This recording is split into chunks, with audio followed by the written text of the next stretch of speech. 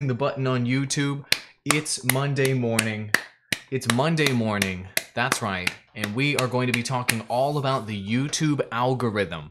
What's going on, everybody? Andrew Wall here, and this is all about how you can take advantage of the YouTube algorithm. I'm going to teach you all of the things that have changed with the YouTube algorithm in the last year. There has been a massive amount of changes because the YouTube algorithm is based on a machine learning algorithm, which means that it's changing every single day based on every action and every view and every decision that every viewer is making on YouTube. And so this means that the algorithm can go off on these weird tangents. All of a sudden things can pop up that weren't working in the past that are working now, and it can create an interesting scenario where you thought you knew what was going on with the algorithm last time you looked it up, and you looked up information on it 9 months ago, and it turns out that things are very different now. So let me catch you up about what we currently know to be as close to fact as possible with the YouTube algorithm, and we're just going to dive straight into it. Big thank you to Relia and 1 million subs no vids for joining early and joining the streams at 10 a.m. before they start. So thank you very much, guys. Appreciate that. So let's go to the tweet. So there are some key things to remember today about the YouTube algorithm that may be mind-blowing. You may be like, huh, yeah, right. And the first one is that channels are irrelevant. So that's something that we're going to talk about a little bit more later. Channels are almost completely irrelevant. In the YouTube algorithm before, channels used to matter a lot. There used to be this old version of the algorithm where you used to release content on your channel, and then YouTube used to establish like a trust rating with your channel and would actually assign a number to your channel as to what your trust rating was. And based on, good actions being taken with your channel, getting lots of views, getting lots of subs, not having different violations on your channel, you would have a higher trust rating. Hey, thanks for joining us, Gluten Slayer, fellow YouTuber. I was just watching one of your Force Arena videos last night, Gluten Slayer. It's good to see you, bro. Based on your trust rating in the past, channels used to get boosted in terms of views based on that trust rating. That is gone. So channels are almost essentially irrelevant, like non-existent in terms of the YouTube algorithm today. We'll talk a bit more about that. But what it's really about today, and I think I'll be using Daryl Eves' words on this because I think he put it best. It's basically all about the viewers, and it's all about your videos. There is no channel anymore. So stop thinking about your channel or growing your channel, and really you need to focus in on your videos now. The algorithm doesn't give two craps about your channel. Your channel basically doesn't exist and is completely irrelevant in terms of the YouTube algorithm. We'll talk a little bit more about that later. That might be kind of difficult to wrap your head around, but I can assure you that that is definitely the case. Here's another one that's really interesting. Shorter videos are working really well on YouTube right now. So there's this misconception that every video that you make needs to be 10 minutes or longer on YouTube. I'm going to show you some examples. One of them is one of my patrons. I'm going to show you an example of a channel that's a 1.9 million. Hey, what's up Off the Grid with Doug and Stacy? Good to see you. Another successful YouTuber in chat. Great to see you. But I'm going to show you some examples of YouTube channels. One of them is at 1.9 million subscribers, producing short videos and crushing. And then I'm going to show you one of my patrons, Jeff TV, who produce short videos, and those videos are crushing as well. So this whole idea that you have to do these 10-minute videos, you have to do these super long videos to get tons of minutes watched, that is a myth. That is not necessarily true with the YouTube algorithm today. So I'm going to show you examples, and we're going to talk about that because that's a misconception from a lot of creators. And another one here is that getting lots of subscribers matters, or that losing subscribers matters. And I'm here to tell you that subscribers are nearly irrelevant. Subscribers are nearly meaningless on YouTube, and a lot of people are going to argue with me on this, but the bottom line is the algorithm doesn't really care how many subscribers you have.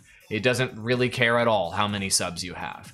As you guys know, and we'll dive more into this in a moment, but You know, you could lose 100 subs tomorrow, you could gain 500 subs today, you could get 1 million subs. It really doesn't matter how many subscribers you have. It is a vanity number that is almost completely meaningless. And so we're going to talk about what that means, because I think that breaks a lot of the ways that a lot of you guys think about YouTube. I need to get subs, because if I get subs, then that'll kind of grow my baseline of views up on my channel. And the bottom line is this: that's not true. What you need to be focusing on is creating incredible content with an audience in mind. Whether that audience is your subs or not, it doesn't really matter at all. You need to be creating videos with an incredible audience in mind, and with a specific audience in mind, and getting a high click-through rate and a high audience retention with that audience, and then your channel will succeed. So basically what I'm gonna hopefully leave with you guys is stop caring about subs. I know it's really hard to do. You look at that sub number, it's that vanity number that's at the top of your channel. You get those play buttons with subs. You know, people think that it's an accomplishment, but at the end of the day, subs are almost completely meaningless as far as the algorithm's concerned, and the algorithm completely controls your destiny on YouTube. So we're gonna talk about that a bit more. And a lot of people tell me, we'll talk more about subs. I don't wanna get into subs because people push back on subs a lot. And here's a really, really interesting one that we'll dive more into on the stream today. I'm really gonna go in depth. We're gonna go to the whiteboard. Today, things are gonna get nerdy. Are you guys excited about algorithm? The reason why I'm doing algorithm is because I've done a number of algorithm presentations, some of them for broadband TV staff, some of them for YouTubers like you guys, some of them publicly with broadband TV. And you guys, this is the #1 requested thing that I do for you guys other than gaming strategy. So are you guys excited about it? And feel free to drop your questions in chat too as this comes up. But here's one that is super duper duper interesting. The majority of views on YouTube come after the first 48 hours. And this comes from the this piece of information came from the VidCon keynote on the YouTube algorithm this year. And I've been seeing the same thing with channels that I manage with TGN as well. And so we'll talk more about what that means, but a lot of people think, you know, if your video isn't successful in the first 24 hours, if it isn't successful in the first 48 hours, the video's dead. And the bottom line is, you guys should be thinking more and more about what's called long tail content, or content that can get evergreen content, and content that can get views in the long term. Because there's a lot of videos out there that are getting views 128 days or later in the algorithm. I've been noticing this for over a year and a half, but there was some data that came out recently that validated that this is the case. So the majority of views are coming after the first 48 hours, which is really, really important, okay? So let's talk about all of these different elements and dive into the YouTube algorithm. And let me just break down the basics of how the algorithm's working right now, and then we're gonna get into all of these key points here. Are you guys ready? Who's excited to learn about the algorithm? Let's freaking go. Let's go. You guys having a good day? I'm fired up today. I'm feeling a lot better after being sick, so cheers to all of you. Let's chug some coffee, and I'm gonna get super nerdy with this. I'm gonna get deep with the algorithm. I'm gonna get full-blown nerdy. I'm assuming everybody in the audience right now is a creator and is ready to just follow me as we go down the depths of the YouTube algorithm here. I've been studying this for the last 9 years, so this is one of my favorite things to talk about, and I get real nerdy about it. I hope you're prepared for that. Cheers. Crafting Vegetos here. Now this is interesting. All right, cool. So let's talk about the basics of the YouTube algorithm. We're gonna go to the whiteboard. Beautiful. So as you guys know, there is a machine learning algorithm that determines success on YouTube. So whenever you release your video is this pink block here, your video #1, you're gonna be competing against, and we'll just simplify in this example, against video #2, which is a competing channel or a competing video on YouTube. And down here, we'll use yellow for this in this example. And yellow represents potential viewers for your video. I'm just covering the basics here so that people that don't study the YouTube algorithm obsessively can catch up and understand a bit about how the algorithm works, okay? So the pink video is you, the Blue video is a competitor video, and the yellow here is the potential viewers that you will reach. And so when you release a video, what the viewers see, of course, is your thumbnail, of course. And so we're talking about, and I'll put thumbnail here in TN. And what they're gonna see is your thumbnail whenever you release your video. And they're gonna decide whether to click that thumbnail or not. And so what you're doing right out the gate with the YouTube algorithm is you are giving viewers an A versus B choice, 1 versus 2.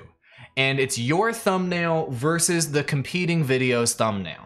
That's why click-through rate is so important. That is the first step in the algorithm. And so what the algorithm is going to do through machine learning of A versus B is it's going to figure out which types of videos viewers like to click on the most, of course.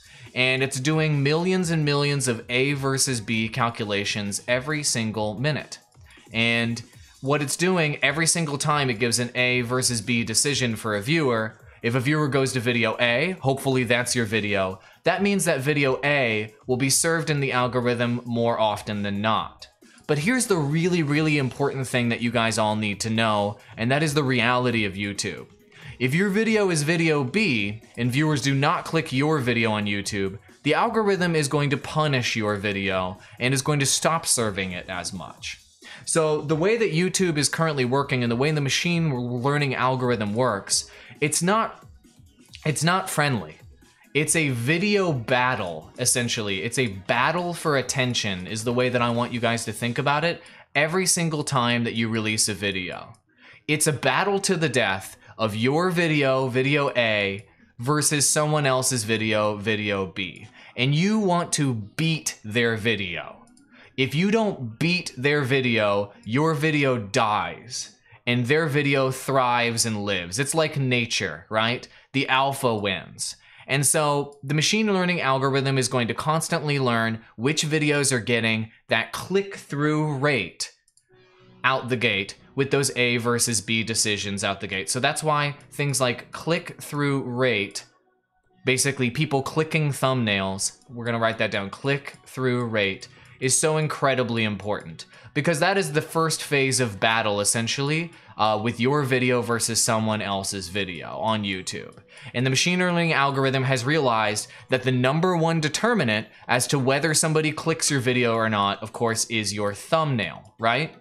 Great. So that's the first piece that we need to keep in mind. All right, so that's why the click-through rate is so incredibly important, and that's why you can see your views on your videos go up so starkly with a really, really high click-through rate thumbnail when you first release your video, or if people are not clicking your thumbnail when you release your video, you'll see your video die quickly because the algorithm has served it a number of times in a video battle, in A versus B battles, and your video lost too many times. And that's what will happen when your video dies after you release it. It's generally that click-through rate that is causing that issue. That's all machine learning. It's A versus B. The machine figures out whether your video versus someone else's is good in terms of click-through rate. Cool? Darsizzle Offshore, it's great to see you in chat. Good to see you. Great. So that's the click-through rate component of it. So let's say someone does click your video. And guys, we're getting super nerdy with the algorithm. I hope you guys are on board. This is gonna get nerdy as hell because we're gonna dive in here and we're gonna cover all of these subjects we talked earlier about how channels are irrelevant, about how subscribers are irrelevant, how why short videos are working now, why videos after 120 days are getting mega views. We're gonna cover all of that stuff, but here's the second part. So let's say you successfully get your video clicked on video A. Congratulations, you made a decent thumbnail that has a relatively high click-through rate, right? And so the machine learning algorithm has decided that your video is good. Great. Let's move into phase 2. What's up, Darsizzle? It's great to see you. Darsizzle, were you the one that recommended Off Grid with Doug and Stacy to come over? I'm just wondering how they discovered my channel. Anyway, if you were, cheers. Thanks for recommending them.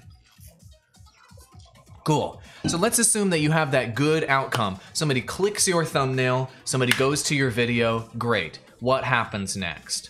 Now, And we're going to dive into the dashboard and take a look at this here in just a moment. But now you're going to have a viewer retention scenario. And this is the timeline for your video. And we're going to look at it in just a moment.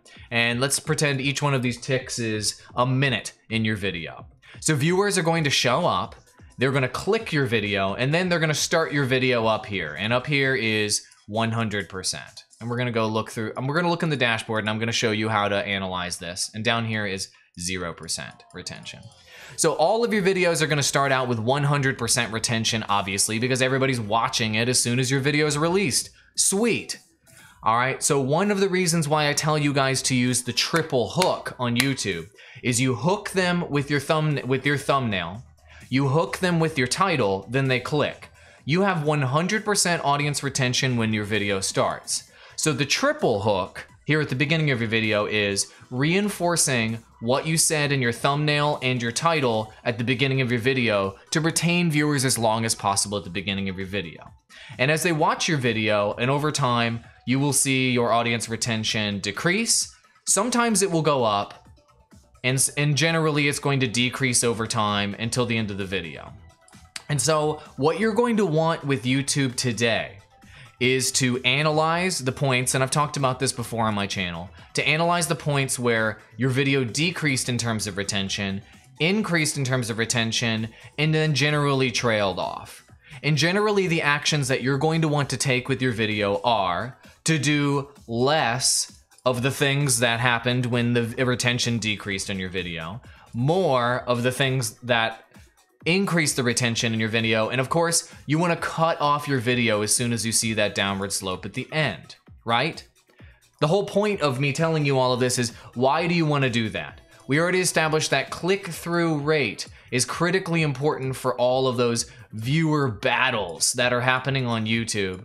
This is the second part of the battle that's happening.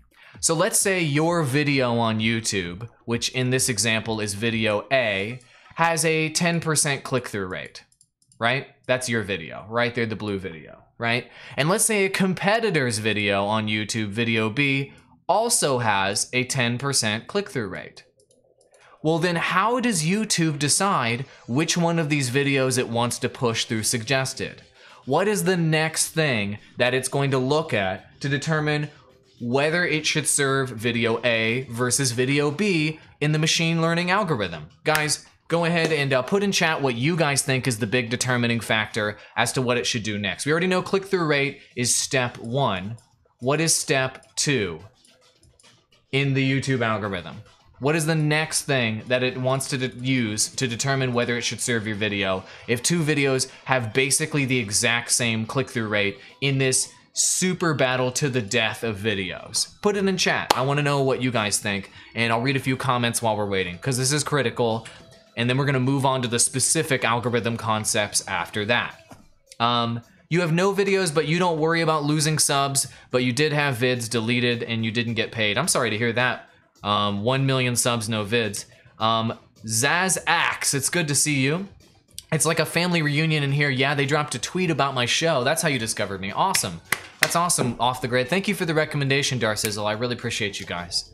That's funny you say 120 days about getting a big boost. You just posted a picture of views for a video that blew up 120 days in Discord. Exactly, Rel, yeah. We're gonna talk about those long tail views in a moment and why the algorithm is emphasizing that. You've seen a Pack-a-Puncher get 53,000 subs from clickbaiting about Fortnite volcanoes, and all he does is watch a lake and earn big donos.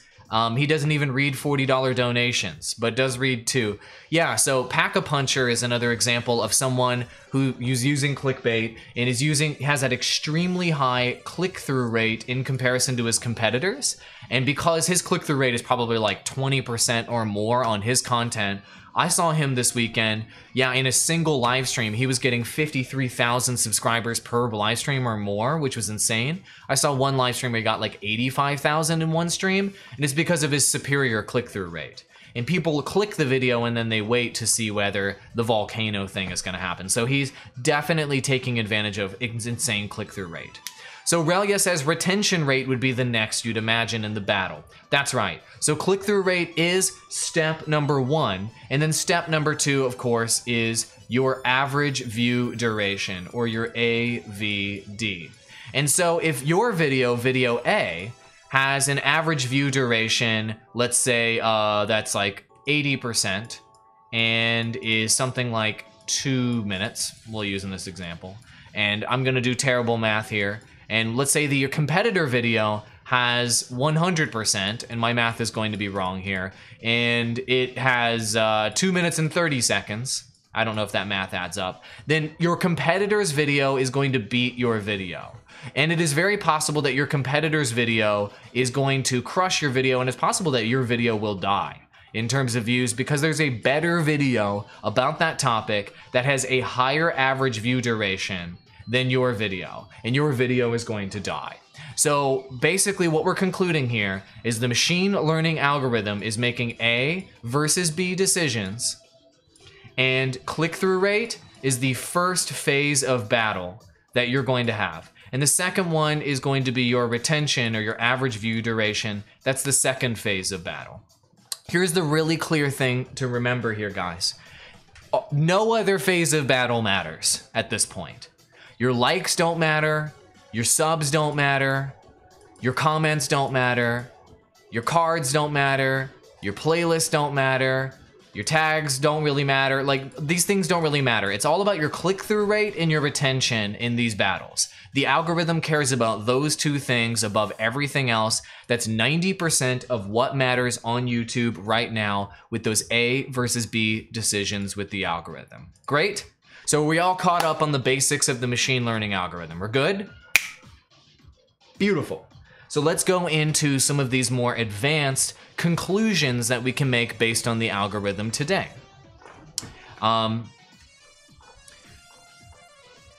So the first conclusion that we talked about earlier is how channels are irrelevant. This is absolutely the case. So let's pull up one of our friends that are in chat right now and talk about their channel and just use their channel as an example. So we'll bring up Darsizzle Offshore. Actually, we will bring up, we'll bring up Darsizzle Offshore. Why not? Here's Darsizzle Offshore. So when Darsizzle Offshore is thinking about, and this is, I should disclose, I have coached Darsizzle Offshore on their channel strategy, so I should disclose that. But Darsizzle Offshore, they are an outdoors channel and a fishing channel primarily about offshore fishing.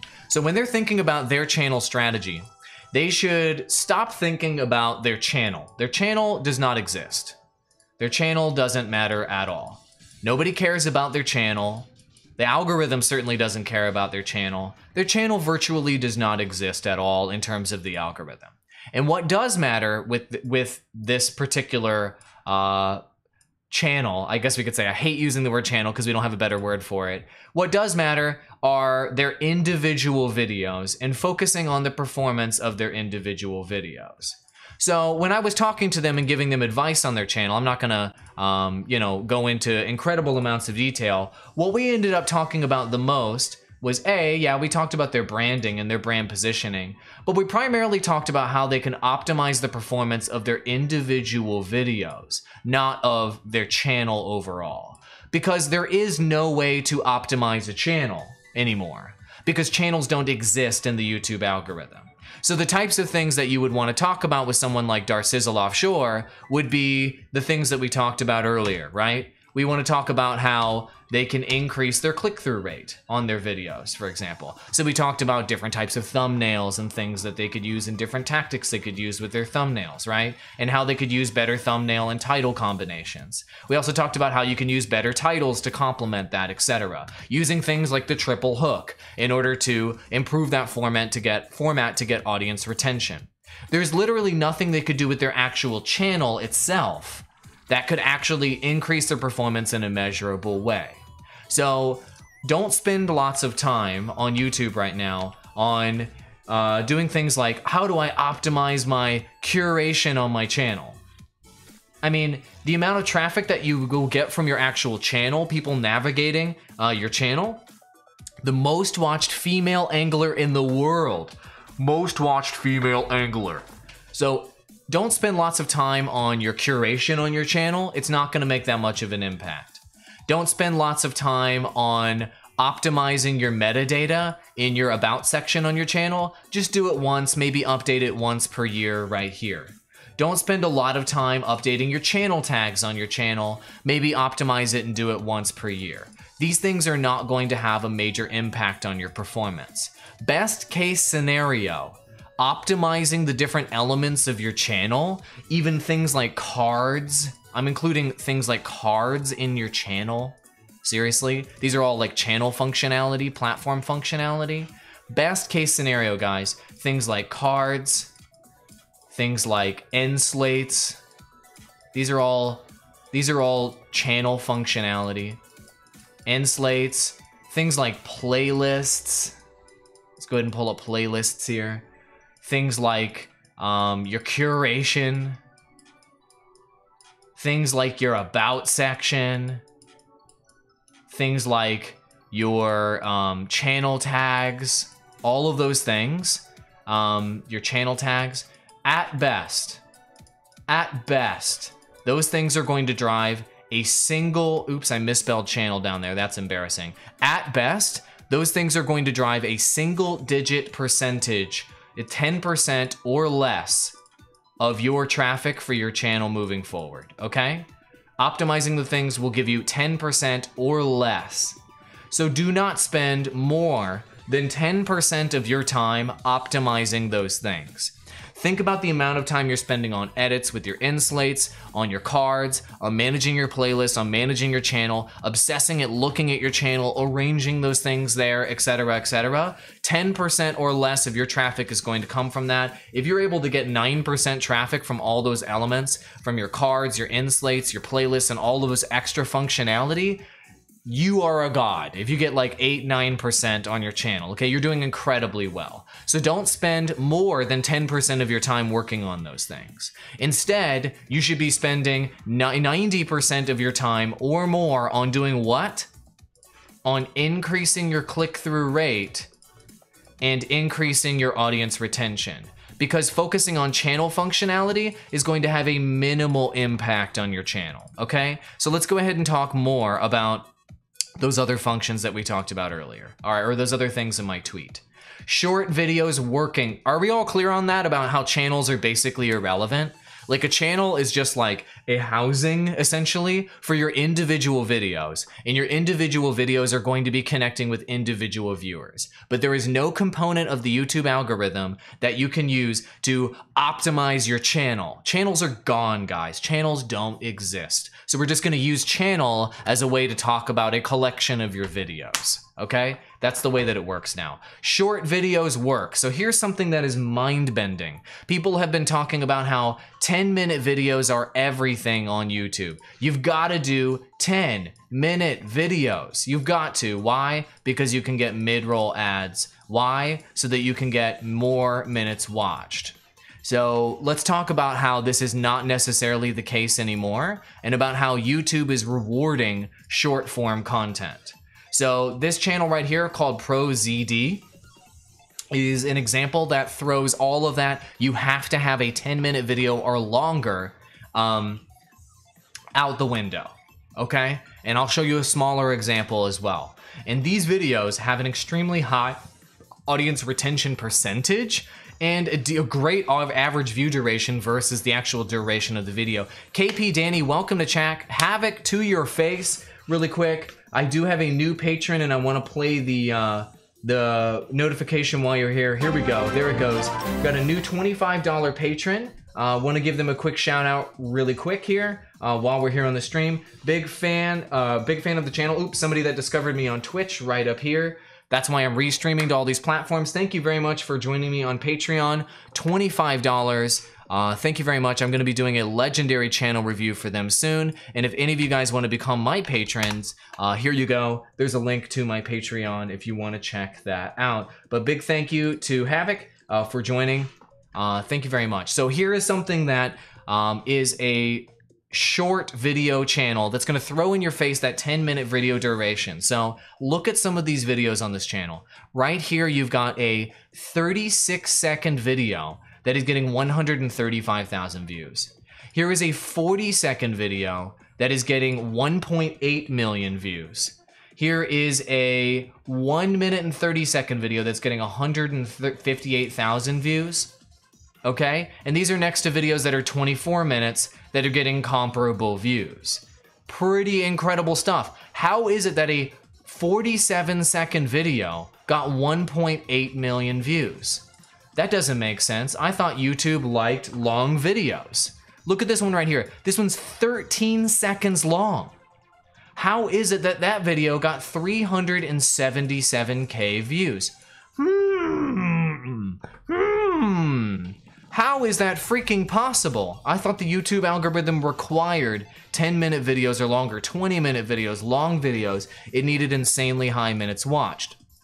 And so the reason why that content did extremely well is what we were talking about earlier with those video battles. How is it that a 37-second video got all those views? Well, let's look at a video battle example here, A versus B. And let's say that ProZD's video is video A, all right? And the competitor video here is video B. ProZ's video probably has something close to like a 90, wow, that font is way too thick. Let's go ahead and turn that down a little bit. ProZD's video probably has something like a 90% or more audience retention rate on those videos. And they probably have a 20% or more click-through rate on their videos. And so when you're looking at competitors' videos, they may be something like 10% and maybe 80%, etc. So their videos have an extremely high click-through rate, probably an insanely high average view duration percentage, and so their videos are taking off on YouTube. Even though video B may be longer, even though video B may have more total minutes watched, their video is crushing because overall, in this video battle, YouTube cares both about your extremely high click-through rate as well as your extremely high average view duration, and so their videos are succeeding for that reason. So I want to break your thinking, ladies and gentlemen, about having to make long videos. They have a 24-minute video here on their channel, 46K views. They've got a 13-second video on their channel, 377K views. The YouTube algorithm cares a lot about your click-through rate, and it cares how much you're watching that video all the way through at the same time. Isn't his ad revenue horrible there, though? It may or may not be horrible. It just depends. It depends on the vertical that that video's in, where the views are coming from, etc. Also, he's acquiring audience through these videos, and he's acquiring a following for his channel. So he's going to be able to sell products to those people as well. That's something that's really important. You can acquire viewers through short video. You can acquire audience through short video, and I've got a stream tomorrow about social media strategy as well. And you can engage that audience so that they can give you super chats, so they can become channel members, so you can sell them merchandise, so that you can sell them affiliate deals, and you can use all of those revenue diversification opportunities that YouTube gives you to make more money. Guys, stop thinking about getting a super high total views and only getting advertisement revenue from those views. Stop thinking that way. Think about all those additional ways to monetize your content. And short form content provides an opportunity for you to grow your audience, and to grow your views, and to grow your exposure on the platform, and to use revenue diversification to grow your revenue as well. So that's something that you need to change about how you're thinking about the YouTube algorithm right now. It's not just about doing long videos that you can serve a bunch of advertisements on and make advertising revenue. It's about that diversification, baby. And short form videos can make that happen for you. Let me show you another example. So this channel has 1.5 million subs, which we talked earlier, and subs are completely irrelevant on YouTube. But let's show a channel that has way less subs. This one, a way less audience. Jeff TV, which did the exact same thing. This is one of my patrons on the channel, okay? So Jeff TV, he started doing these short form videos. I'm like, what are you even doing, bro? And prior to this, he was doing these 3-minute videos and 2-minute videos, and he was getting between 70 views and 158 views per video, as you can see right here. Then he started doing short skit videos that are like 30 seconds long, and look at the explosion in his views. This is in the last 2 months. 5,000 views, 17,000 views, 9,000 views, 3,000 views, 3,000 views, 3,000 views, okay? Prior to this, his channel was getting 600, 500, 200, 200, occasionally having a breakout that got over 1,000. Then he started doing the short form content, these 30-second videos, and he started getting big views on his channel and started growing his audience. So, short videos work on YouTube now. The 10-minute video myth, I want you guys to stop it with the 10-minute video myth, because it's all about those A versus B battles. And if you can win that click-through rate battle and you can get that high average view duration, you can crush on YouTube. How do you do that? How do you improve that average view duration? How do you improve that click-through rate? Really quick, all the magic is right here. Probably regarding Doug and Stacy. Got it. It's okay if you're behind on the stream. Echo Gaming, thank you for joining the stream. It's good to see you. Wonderful to see you. So how do you improve that audience? How do you improve that click-through rate? We've talked about that before in detail. I'm going to talk a little bit more right now about how you improve your average view duration, because the keys to the kitchen are right here in your dashboard on YouTube. So let me pull up one of my fun videos that I like to bring up for this, that you guys can learn from, which has a interesting little timeline. Where is it? Where is that video? I think it's on the previous page. Or is it on this page? We're gonna pull it up right now because it's got a couple spikes in it, which makes it interesting. Here we go. So in YouTube Studio Beta, you can improve that average view duration and you can start winning view battles by going to your YouTube Studio Beta right now, go to your analytics, and for every single video after the first 4 days, you're going to take a look at your average view duration on your particular video, okay? And then you're gonna click the Reach Viewers tab, and this triangle right here is the key to everything. It's not about this triangle for your channel. Stop thinking about your channel. Nobody cares about your channel. The YouTube algorithm doesn't care about your channel. YouTube doesn't care about your channel. I'm gonna say it again. YouTube does not care about your channel. Your channel does not exist. It's all about your individual videos and their individual performance. So go to this triangle right here, this upside down pyramid thing in YouTube Analytics, and look at two numbers. Your click-through rate right here and your average view duration right here. And after 4 days after you release your video, make sure 4 days have passed after you've released your video. You're gonna analyze these numbers and you're going to try to figure out how to improve that click-through rate and how to improve that average view duration, because that's all the YouTube algorithm cares about. And so this particular video had a pretty good click-through rate of 12.6%. Generally speaking, for all of you guys, you're gonna ask me, what is a good click-through rate? I would tell you that your baseline click-through rate that you want to get is 10% or higher. Start there as your baseline. Try to get 10% on every piece of content that you release and try to grow it from there. 10% is the number you want to shoot for, and then, of course, always go for higher than that. 10% is a baseline that all of your content should have. And then what is a good average view duration for your content? I tell people that you want your baseline to be 70%. Shoot for 70% as your baseline. If you can get every single piece of content that you release to have a 10% click-through rate and a 70% average view duration on your channel, generally speaking, your channel is going to grow. Now, is that true for every single piece of content? Is that true for every single channel? Is that true for everybody? No. And here's why. Because it's all about that individual battle that your video is fighting versus someone else's. Think about it like a video game, and think about that competitor video as literally like another character in the video game, and your click-through rate and your average view duration as like your stats versus them in a video battle on YouTube, okay? And so when you're battling them, it's literally like, think about it like hit points and damage, something like that. It's like that simple. And if your video has a 9 on click-through rate and they have a 10, they won that battle. They win. If your average view duration is something like 70% and theirs is something like 50%, you won that particular round.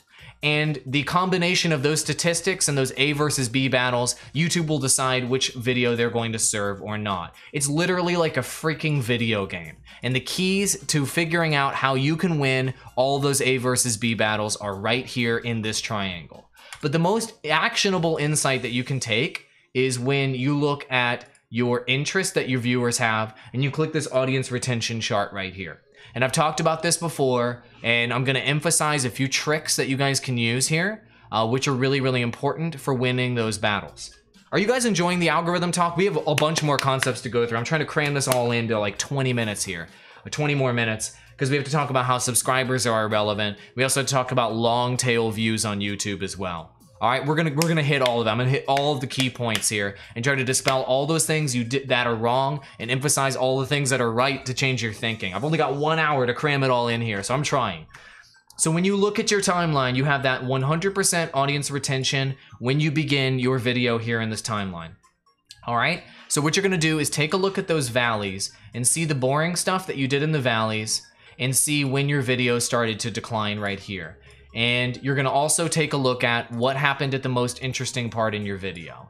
This is you being able to basically think about it like a video game, to min-max your character, to tweak your character, to make them better at doing battle in the future versus other people's videos by reducing their weaknesses and emphasizing your video's strengths in a scientific way. You need to be looking at YouTube like this, not, oh, I need to increase my production value. And, you know, if I get a better DSLR, I'll get better views. And, oh man, if I just get a better mic, you know, maybe my retention will go up. No. Look at your actual videos and what people are actually doing and what actually they care about on your videos. All of that insight is right here on YouTube. So play your video. So on this example, I made a video about this. I was talking about why I think these things matter. People didn't care. So moving forward, I'm going to stop talking about why I think things matter. And I'm going to just cut those from my videos moving forward. Great. Now I know that people don't care about that. But what was I doing right here at this moment of great audience retention that exceeded the beginning of my video? I go look through my timeline, I look at that, and I find out that it was actually me demoing something in this particular video. Great. I'm going to do more of that moving forward. Then, when my video declined in terms of the audience retention and people dropped out here in the timeline, what the heck was I doing there that viewers didn't care about? And it was me droning on and on and on about why I thought all of this stuff mattered. Why I thought all of this stuff mattered and why I thought it was important. And the bottom line is the audience clearly did not agree. Was my music frozen? I think my music is frozen. Let me fix this. There we go, the music's back. Clearly my audience did not agree.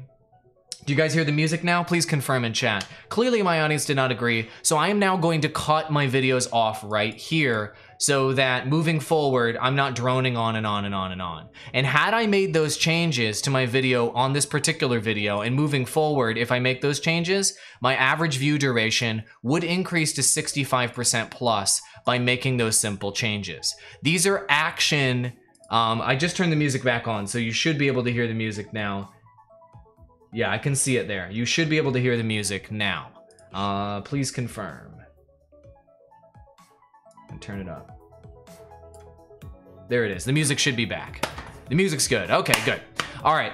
You should be able to increase your audience retention moving forward. If you do that, you can win more of those A versus B video battles. It's freaking science right here, friends. It's freaking science. And this is how you win versus your competitors. Not all of those other mystery concepts of, oh, I need a better camera, and oh, if I buy an Osmo, I'll improve. If I throw some drone shots in there, it'll improve. No, look at what people actually care about and deliver more value based on facts. Don't look at that timeline until 4 days after your video is released. Let's talk about how subscribers are meaningless. Let's talk about how subscribers are meaningless. So, you guys are always, I know everybody, I understand, I've been there too, okay? You know, getting those YouTube play buttons are really important to people. I understand. You want to have that vanity number. You want to have that big moment where you have your YouTube play button. This is golden, mate. KP Danny's enjoying it. Awesome. Are you guys all enjoying the YouTube algorithm insights? We got another 15 minutes here. I got to pack in more insights. Let's freaking go. So everybody wants to get that YouTube play button. You want to feel YouTube famous. You get that 100,000 play button, you throw it up on your wall, it feels so good. I've gotten a bunch of those before.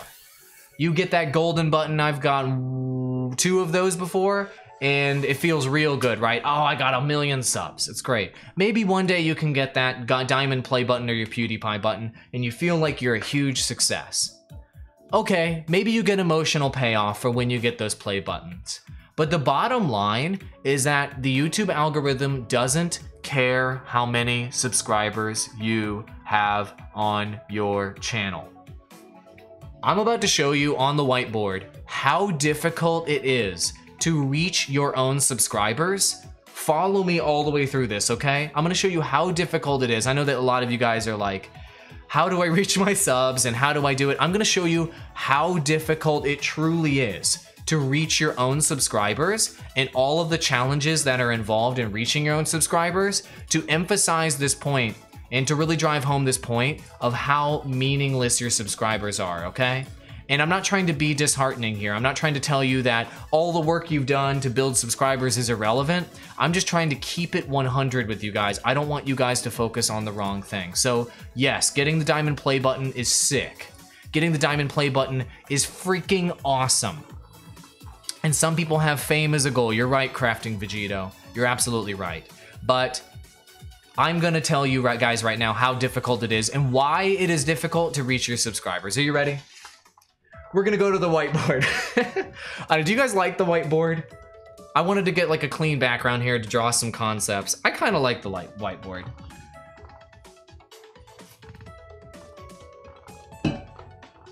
All right. You have to stop for gas. Can you reach me for things you may have missed? Guys, this will be a VOD. This will be an archive that you can watch later on Mixer, Twitch, YouTube, and Periscope later. So if you miss a single moment of this live stream, we're gonna go for it. All right, so here is your subscriber at the oh, that's way too thick. Are you guys ready to understand how hard it is to reach your sub? Here is your sub on your channel. You ready? All right, here's your YouTube subscriber. Here, we'll just say, here are your subs, all right? And here, down here at the bottom, we're gonna put your video down here, all right? So your video is the pink video. This is yours, all right? And the blue video down here at the bottom, that's gonna be a competitor video. All right, so this is gonna be your enemy, we'll say. Great. I am not gonna spell enemy because I'm misspelling enemy. This is, we'll say this is just, well, I'll just put an X here. This is not yours, all right? All right, here's all of the hoops that have to happen in order for your subscriber to reach, I didn't know that the whiteboard's green. Wow, it isn't a whiteboard. Oh my God, it's a chalkboard. You're right, it's not a whiteboard. John Martin, what's up? It's good to see you in chat. Thank you for joining. And if anybody's watching right now that has not spoken up, please speak up. Okay, so we talked earlier about the A versus B battle. So the first layer of battle that has to happen here in order for a subscriber to see your video, we'll go ahead and draw a white line. This is battle number 1. Is that, and we'll just draw a little line here. This is the first layer of battle. And this is the click-through rate battle. So obviously subs, when they see your video in their feed, they're gonna see your video versus a competitor's video, right? And so they're going to decide in these instances which video that they want to click in this first layer of battle here. So if you win that battle, then you get to move to phase 2 in terms of the YouTube algorithm battle of reaching your own subs. So let's say they do click your video, then you get to move to the next layer of battle. Great. The next layer of battle is the average view duration battle. And so the average view duration battle, you then have to battle similar content to yours and get people to watch your content longer than a competitor's piece of content. Okay, let's say that you win that battle as well. Great, it's that simple. Then they watched your video, right? Well, that wasn't that simple, but they watched your video, right? That is incorrect. It is not that simple, my friends. It is actually even more difficult than that. So there are other factors that are in the way. Pesh Plays, it's good to see you. Awesome. It's your enemy.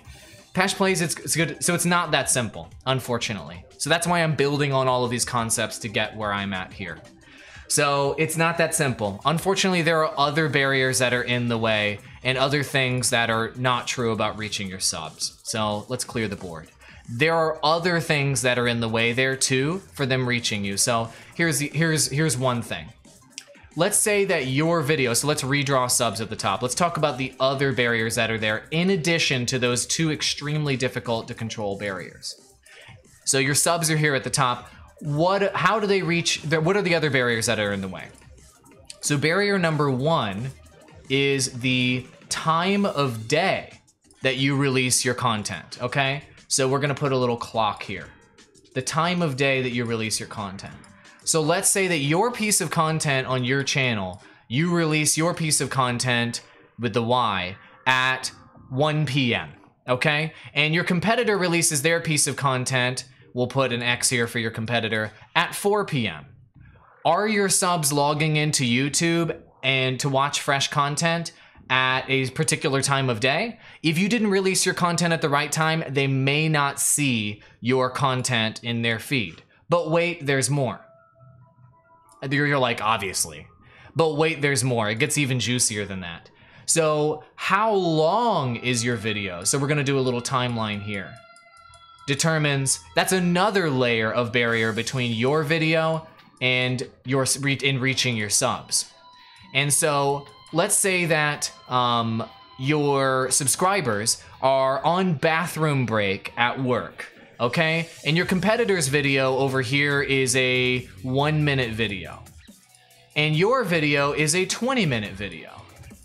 Which video do you think your subscriber's going to click while they're on bathroom break? Well, obviously, they're going to click the 1-minute video because they can watch that quickly while they're on the toilet. Okay, I'm not trying to be gross and talk about people going to the bathroom, but it's true. So the YouTube algorithm is going to recognize that viewer's behavior, and it's going to serve your viewers your competitors' 1-minute videos when they log into YouTube and they're on bathroom break. And people generally follow the same pattern every day, right? Think about yourself. You get your coffee at a certain time every day. You maybe watch videos at the beginning of the day. Maybe at night you sit down to watch live streams. You have patterns and you have certain video lengths that you watch at certain times during the day. And so the YouTube algorithm is going to learn that about your subs, and it may completely eliminate your content from being seen from this viewer because you released it around noon and your sub is actually on bathroom break at noon, and that's how they watch content at noon. And so the algorithm is going to eliminate your content. But wait, there's more. But wait, there's more. There's another layer that's in the way of them seeing your content. And this layer, this is on top of the click-through rate and audience retention. The next layer is which device they are watching their content on. So let's say, I'll just draw like a little phone over here to represent device, okay? This is a happy phone. All right, you can see the happy phone up there. Which device they're watching the content on also is another barrier between you and your subs. So let's say that your content is the type of content that a viewer likes to watch on, let's say your content's the kind of content the viewer likes to watch on their phone. That's great if they're logged in on their phone and they're checking YouTube on your phone. But let's say your competitor is the kind of content they like to watch on their YouTube TV. Well, then they're gonna see your competitor's content when they're on their YouTube TV. And let's say they don't like to watch your content when they're on their computer. Then that's bad for you. They aren't gonna watch your content when you're on your computer. So, this, in addition to having to break through the average view duration and having to get that click-through rate, is all of these barriers that you have to break through to actually get somebody to actually watch your video and to have the YouTube algorithm actually serve your content to a subscriber. So because of all of these barriers that you have to break through, your subscribers are nearly irrelevant, okay? They're nearly irrelevant. There's just layer after layer after layer after layer after layer to reach your own subscribers on YouTube, so stop thinking about subscribers. But wait, you're gonna ask me this question, but Awall, what about ringing the bell? This is supposed to be a bell, by the way. This is supposed to be a bell with like a ringer thing here at the bottom. That's supposed to be a bell. I don't know. Barely looks like a bell. It kind of looks like a penis. But regardless, sort of. Anyway, what about ringing the bell? Are notifications going to fix the problem for you? What about notifications? Are they gonna fix everything for all YouTubers? And the answer is no. Notifications are not going to fix everything for you. So what happens with notifications when you get your subscribers to enable notifications is it goes through a similar process. So let's go ahead and put a subscriber up here. So this is a super subscriber.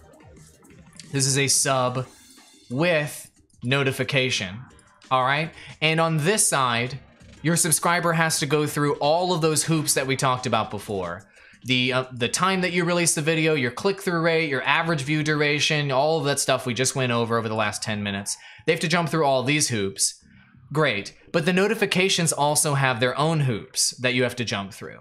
So if they enable notifications and your subscriber gets notified of that notification once and they don't click, that's not good. If they get notified twice and they don't click, that's even worse. And if they get notified 3 times and they don't click, it's basically like notifications didn't even happen. And YouTube will stop notifying that subscriber that your videos were released, even though they enabled notifications. So notifications, just like Joker and Batman, will disappear. So, that's barrier after barrier after barrier after barrier after barrier to reach your own subscribers. And that's why, my friends, subscribers are basically just a vanity number, so stop focusing on subscribers. And these are just the number of hoops that are here today. Imagine all of the hoops that will appear in the future to reach your own subscribers, so stop focusing on subscribers. The only reason why subscribers matter is for vanity reasons, to make you feel good about yourself, and maybe if you can fool an advertiser at some point into thinking you're more relevant because you have a high sub count, I guess. Advertisers are smarter than that, by the way. Advertisers that are actual good business partners to have, they don't care about your sub count because they hire people like me or like you to be on their team to know that subs are completely irrelevant, okay? So subscribers are irrelevant. Let's talk about the last concept here. The last concept that I want to talk about today is the majority of your views coming after the first 48 hours. This is something incredibly important. So subscribers are more relevant if you have a ridiculous amount. Subscribers are, they're irrelevant. But I mean, they could be relevant to somebody who doesn't know about YouTube, I guess. Like, I'm talking about they're irrelevant to the YouTube algorithm. And the YouTube algorithm is going to get you 70% or more of the traffic on your channel. So the algorithm doesn't really care about your subs, is what I'm trying to say. But if you have a ridiculous number of subs, let's say you have 10 million subscribers, then there is a branding factor, I guess, that comes along with having 10 million subscribers, where if somebody sees the 10 million or the 1 million number or a big number, there is a moment where they'll say, okay, I guess this channel is pretty legit. There is a sort of like branding factor that comes along with that is intangible and is almost impossible to measure. So I guess that does exist. Like, I would consider it more of a branding factor than a channel growth or algorithm factor. It makes you look more legit, I suppose. But that's immeasurable. And it's not something that I think people should focus on because it's not gonna give you a measurable performance increase. It's an intangible branding aspect. Does that make sense, Crafting Vegito? That's like the best way that I could categorize that. John Martin asks, what about likes? Likes are almost completely irrelevant on YouTube, except for being on YouTube trending. They help you get YouTube trending. And if you guys are enjoying this stream, be sure to give it a like if you're enjoying the information I'm providing you. It's a vanity number. Likes are a total vanity number. Beautiful. What is the best time to reach English speakers? Is the question from Relia. That's a great point because we just talked about the timing of releasing videos and the timing of that. So there is a best practice, I suppose, for reaching English viewers. So let's take a look at the. Let me do a global map here. Let me pull up a global map. There is a better time than not to do a world map. Here, let's pull up the world map. Let's go. Let's open this in a new tab. Here we go. Here's our world map. Da-na-na-na. So your key markets, if you want to reach English speakers, are, and this is very important for the algorithm because we talked about the time that you release your video is important. But guys, also take into account the length of content that you're releasing and the time that you released it. So for example, if you are live streaming, think about your viewers. When are they going to be able to watch a live stream of you? They're probably going to be able to watch it on lunch break, possibly, or they could probably watch it after they get off of work. So think about their viewer behavior when you're releasing something that's a long piece of content, and also think about the viewer's viewer behavior when you're releasing a short piece of content. Will they be able to catch that, say, if they're on the sneak at work or at school or whatever, or are they gonna want to watch your short piece of content after school? They're probably gonna wanna watch it when they're on break during the day. So the best times to reach different markets, you're gonna wanna think primarily about East Coast here in the United States.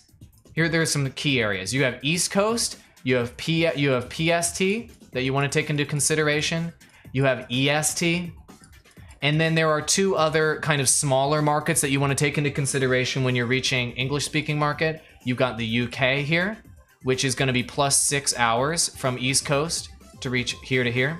And then I believe it's 6 hours. And then you've got the Australian market. Which is going to be, it's going to be almost impossible to line up with each of these markets here. So generally speaking, what you're going to want to do, if you're going to want to reach the English speaking market, is if you release your content around 1 p.m. or so, or noon Eastern Standard Time. What that means is that you're going to reach the UK market right over here in the evening when they're ooh, you can't see that text. You're gonna reach the UK market in the evening when they are, after they get off of work. So you're gonna get those evening views from the UK. Evening views when they get off of work. On the East Coast, you're gonna get those lunch break views on the East Coast. And then in the Pacific time, you're gonna get those morning commute views here on the Pacific coast. So that's why people always recommend noon-ish Eastern Standard Time, so you can hit lunch break, morning commute, and evening views with the UK. Australia is gonna be wacky. It's gonna be difficult to line up Australia with all of those different factors, so Australia is a little bit more difficult to reach. And the market's a bit smaller in Australia. So the 1 p.m. to 12 p.m. Eastern Standard Time is generally the golden hour that you want to release content, just generally speaking. Is that the correct answer all the time? No, it's not. So it depends on the type of content. I hope that was helpful. But just generally speaking, that's the correct answer. So let's talk about long tail views, and we're gonna wrap up this live stream here because I've been rambling on about the YouTube algorithm for over an hour. Guys, if you're enjoying any of my content, if you're getting any insights from this, and if you want me to give you advice on how to grow your channel, I'm here to help. I do have a Patreon that I will link in chat right now if you guys are interested in joining my Patreon. I do legendary channel reviews, customized advice, and coaching if you guys are interested in getting me to help you directly. And of course, I accept donations. If you guys ever feel like you're getting value from my live streams, the donations help out a considerable amount. I do all of this content basically for free for you guys. So if you guys ever feel like donating, feel free, drop me a dono. It helps me justify spending more time on doing content like this. And thank you very much to Larry Napier, who is my most recent patron who became my patron over the weekend. So let's talk about long tail content and getting views over time. So I'm going to use TGN as an example because we have a lot of examples of big success getting views over time on TGN. And it's all about that evergreen content. And what we noticed over time with TGN, let me zoom in here so you guys can see this content. What we noticed is some of these videos, and I've talked about this once or twice on the stream before, but some of these videos like 10 types of gamers, this sort of evergreen, I'm gonna stop using yellow because you can't see yellow. This sort of evergreen content like 10 types of gamers right here. All right, in the first 48 hours of us releasing this content, we got like 10,000 views and we're like, womp womp, that's a stinker. And then 200 days later, it gets like 300,000 views and we check back in on it. And then a year later, it gets 1.5 million views and then it ramps up. What's going on here, we were wondering. Okay, interesting. And then we have 10 Dragon Ball Z games from 2 years ago. And we saw a similar pattern. It got like 25,000 views or so in the first 30 days, 25,000, and then it blew up to 1.6 million after that. What is going on with this video? And then 10 types of open world games. It got like maybe 100,000 views in the first year. And then after the first year, it blew up and it got 1.6 million views after that. What's going on here? And what happened, guys, is the YouTube algorithm shifted to reward longer form content. So here's how it works. In the first 48 hours on your YouTube video, you're going to receive a significant portion of views, and the YouTube algorithm's gonna do a lot of those things where it assesses the value of your video. So this is sort of a golden time for it to assess the value of your video. It is true that a good chunk of your views are going to come during this period. Let's say 1/3-ish of your views will come during the first 48 hours. But what the YouTube algorithm is doing is rewarding content up to 128 days later, not bays, 128 days later, and finding old content on YouTube and rewarding that content and giving it lots of views to where the potential for your views after the first 48 days and 128 days later, you can get 2/3 of the views on your video at like 128 days or later, if your videos have a high click-through rate and a high average view duration. So freshness, of course, is important for your video, and freshness is important for stomping out competitors. However, if you have an old video that you want to potentially get some of those juicy 2/3 views potential after the first 120 days, what are you going to do in order to cash in on this shift in the YouTube algorithm? Post in chat what you can do to bring an old video back to life. What can you do to bring an old video back to life? I've talked about it a bunch of times before. Get those evergreen views, get those long-term views. How can you bring that old video back to life? I wanna see if you guys pay attention to what I've been telling you in the past. What can you do? Post it in chat, let's see it. This coffee is freaking delicious. God, coffee is good. If none of you guys post the correct answer in chat, I will be the saddest person of all time. I really will be. What can you do to bring back an older piece of content that is 128 days or older back to life? I made an entire video about this, and I've talked about it twice on my live streams before. And this ties into the algorithm shift, where the algorithm is going back and reassessing old YouTube inventory to find golden content that will drive more watch time on the platform. Share it on social is the suggestion from That's How I Roll. Thank you for the suggestion. Sharing on social is not the correct answer, but sharing on social can help you get trending for a video in the first 48 hours or so by driving external traffic to the video. So that was a good attempt. Changing the thumbnail, there we go, from Crafting Vegito, but not the title, description, or tags. Thank you guys, that's it. That's how you bring that video back to life if it's 128 days or older, is by changing the thumbnail. It will refresh it in the algorithm, it will give it another shot, and it'll essentially kind of give it a new life as if it were a brand new video in that first 48 hours and reassess it in the algorithm. And what you want to do with those thumbnail refresh tests is you want to make sure that the new thumbnail has a higher click-through rate than the old thumbnail that you have. And if it does, then that video can have a new life and you can boost the views on that video by a significant margin at that point. So those A versus B thumbnail tests are incredibly important and are something that you guys should be doing systematically with your ancient inventory on your YouTube channel. If you've made content that is still relevant today, swap that thumbnail. Why put in all of that time? Why put in all of that time to make an entirely new video if you're trying to get those views and that channel growth when you can just swap out that thumbnail and potentially get that higher click-through rate and bring that, not that higher click-through, that higher click-through rate and bring that video back to life, okay?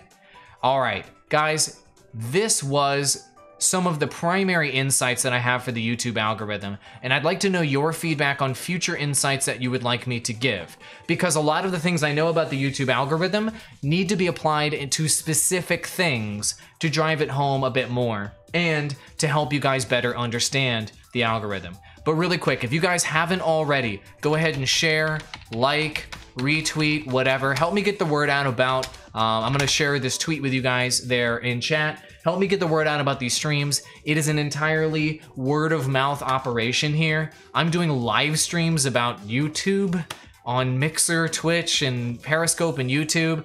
These are not big views videos. It's the way that I'm getting this out there is word of mouth. That's how Off Grid, for example, found me. So share, tell your friends about me, tell your friends about my channel, tell your friends about my content, and help me get the word out there and share what I'm doing within the creator community. I'm counting on you guys to help me share this content, because the kind of content I'm releasing doesn't have a high click-through rate and doesn't have a high average view duration, because it's live streams of me just hitting you guys over the face with advice live every day. I'm trying a different type of tactic. So you guys doing that helps me out a considerable amount. That's going to be it for the stream today. I hope that this was useful to you. Pesh Plays, I'm glad that you enjoyed the content. You especially like the gaming advice. Excellent. Tell me the specific stuff in chat, in the comments, message me directly that you want me to apply YouTube algorithm items to moving forward. This was an hour and 10 minutes of me just talking algorithm, talking updates, and I'm happy to do even more of this for you. Awesome. Keep creating great content, amigos. I'm looking out for you all the time. Feel free to drop your questions on me, and I'll see you tomorrow at 10 a.m. Central Standard Time, where we are going to be talking about, this is going to be a gangster live stream. We're going to be talking about social media live streaming, social media strategy on the channel. This one right here, how to grow your gaming channel using social media. This is something that I'm bringing on a special guest. My go-to guy for social media is going to be on here with me. His name is Andrew Perrin, and we are going to be talking about how to grow your gaming channel using socials. Of course, non-gaming channels are going to be able to get advantage from this, so be sure to set the reminder and make sure that you join this live stream tomorrow. Social media strategy right here, 10 a.m. Central Standard Time. I hope to see all of you guys there. Awesome. Thanks for joining. Have a great day. Keep making incredible content, and don't let the algorithm hold you down. Take advantage of the algorithm, take control of what matters in the algorithm, and control your own destiny with your online business. Adios, amigos. Peace.